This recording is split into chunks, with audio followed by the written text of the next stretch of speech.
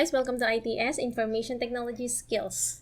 What if mabigyan kayo ng problem that you're going to create a program that stores the name of 15 students?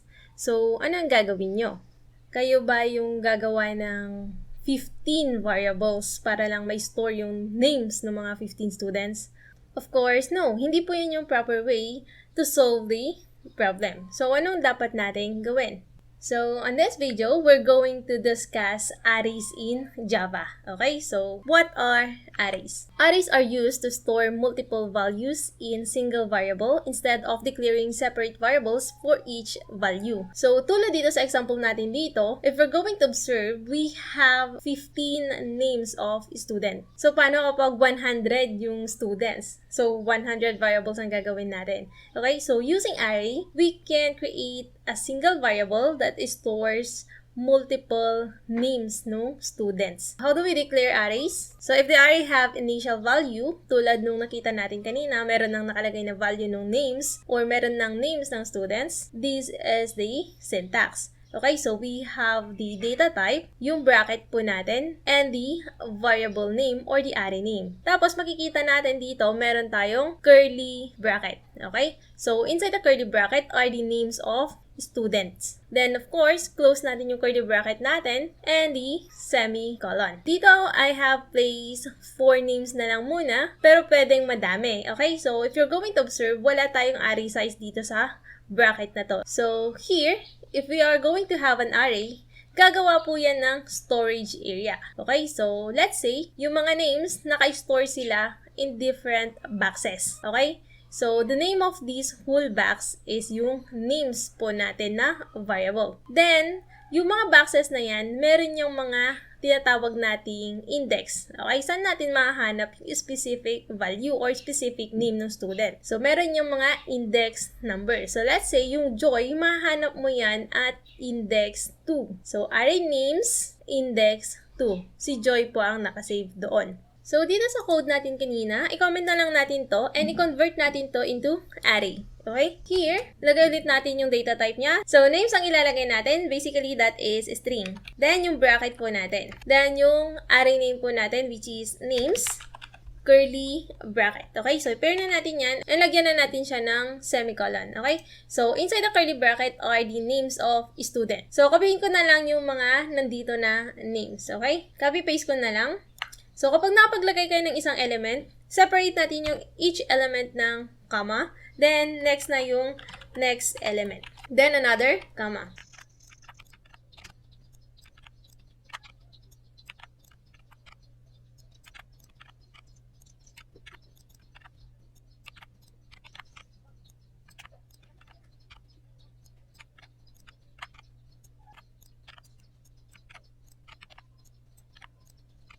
So, ngayon guys, nailagay na natin yung mga names ng 15 students. So, pwede na nating tanggalin to kasi hindi na natin siya kakailanganin.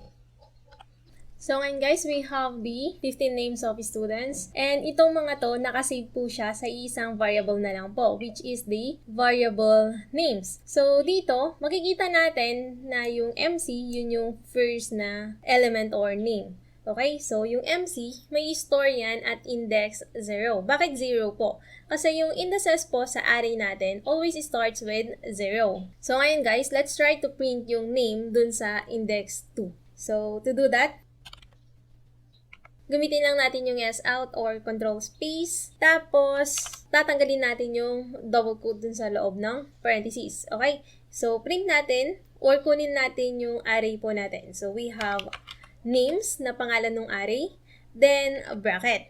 So, inside the bracket is yung index na gusto nating i-print. So, let's say, si index 2. So, dito makikita natin kung si MC ang index 0, so 0, 1, 2. So, basically, yung ana po ang mapiprint. So, let's try.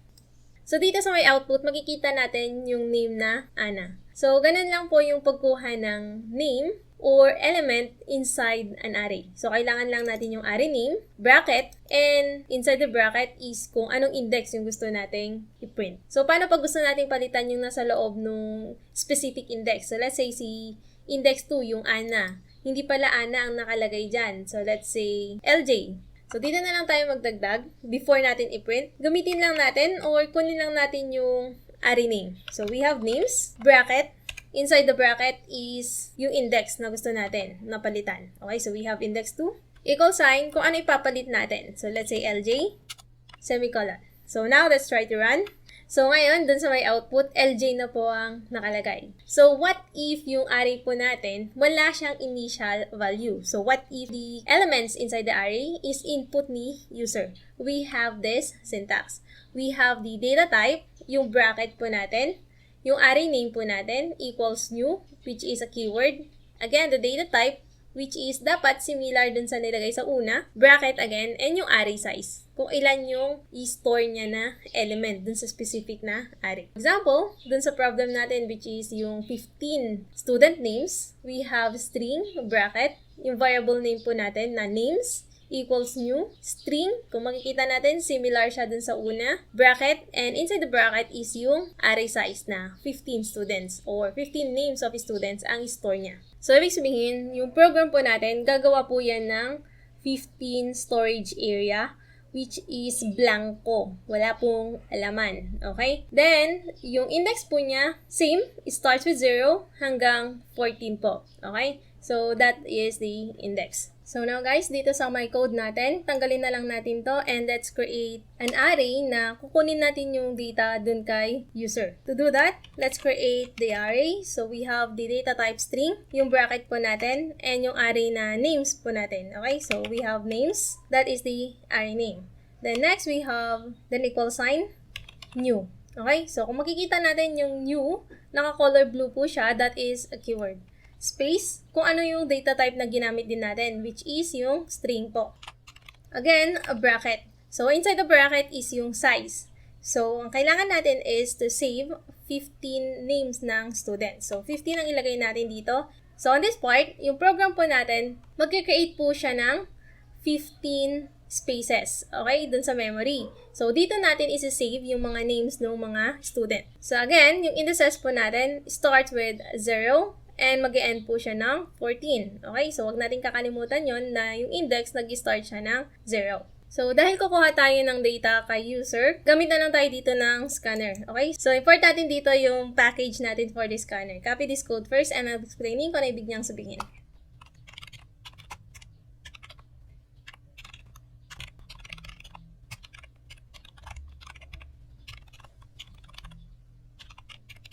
So, we have here java.util.asterisk. So, ibig sabihin, lahat po ng package under java.util is import po natin. So, kabilang na po doon yung scanner. So, dito, gumawa tayo ng object natin for the scanner. The object name is SC. So, scanner, SC equals to new scanner system.in. So, kung hindi pa natin alam kung paano gumamit ng scanner, I'll be placing the link down below or ilalagay ko dyan sa taas ng screen nyo para mapanood nyo on how to use scanner dun sa program natin. So, now, let's add a data dun sa array po natin. So, let's say, we're going to add a data on index 4. Okay, so, same dun sa ginawa natin nung una. Let's call the array name. So, we have here names for the array name and kung ano index inside the bracket. So, let's get a data dun sa scanner po natin. So, gamitin lang natin yung SC for the object name for the scanner. Then, yung method po natin na next line. So, ngayon, i-print na lang natin siya para makita natin kung talagang na-save yung tinype natin dun sa index 4.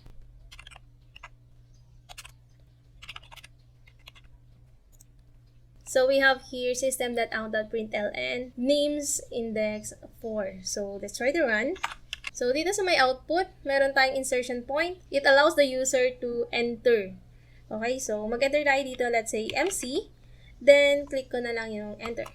Makikita natin na print ulit yung tinype ko na MC. So, ibig sabihin nun, on this array, dito sa blanco na array natin, sa index 4, dun niya sinave yung tinype ni user. So, here guys, i-revise natin tong code natin para makapag-input si teacher ng names ng 15 student niya. So, ayaw naman natin ng ganito, names 1, 2, 3, and so on. Okay, so gamit tayo dito ng for loop.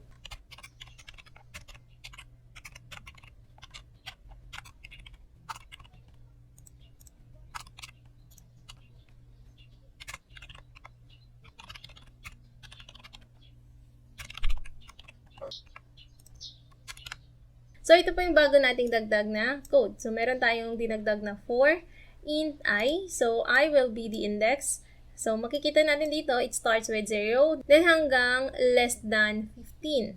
Okay, so inside the loop, meron tayong print na enter student name. Okay, so prompt lang to para kay teacher na mag-enter na siya ng name.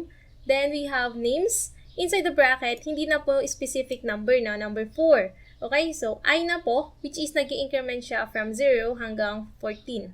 Then again, gamitin lang natin yung SC next line. Okay, so copy-paste na lang natin tong code na to para naman po mo-print. Okay, so to print that, paste tayo dito. So, palitan na lang natin dito ng J.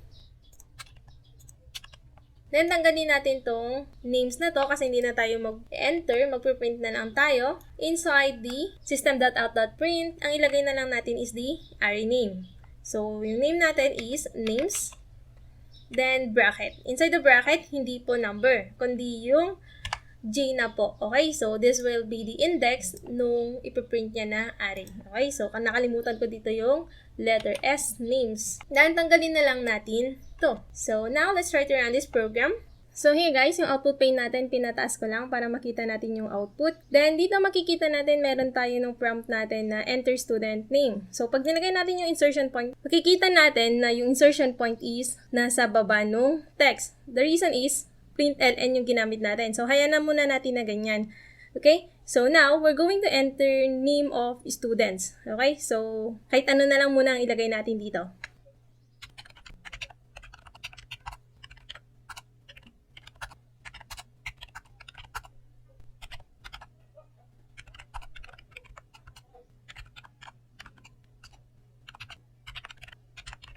So, ngayon guys, nakapag-enter na ako ng 15 names of students. So, ito yung last na name natin. Pagka-enter ko sa kanya, print out ulit ng system natin yung mga names ng student na in-enter po natin. So, that's it guys. We're done with arrays in Java. Kung nakatulong tong video na to, don't forget to like. And kung gusto mo pang matuto about computer programming and other computer stuff, don't forget to subscribe and hit that notification bell for more tutorial videos. Bye!